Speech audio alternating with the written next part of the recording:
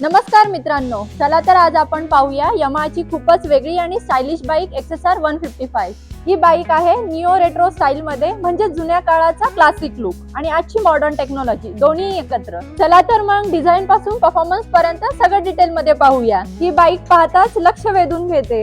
ज्यांना royal Enfield सारखा classic look हवा आहे पण हलकी आणि स्पोर्टी बाईक पाहिजे, त्यांच्यासाठी XSR 155 एकदम परफेक्ट आहे। XSR 155 मध्ये यमाहाचं प्रसिद्ध 155 CC liquid cooled VVA engine दिला आहे। पॉवर सुमारे 18.4 PS, torque 14.2 Nm, 6 speed gear box, assist and slipper clutch, जे की तुमच्या राईडला स्मूथ बनवते। इंजिनचा आवाज आणि रिफाइनमेंट एकदम यमा लेवलचा आहे।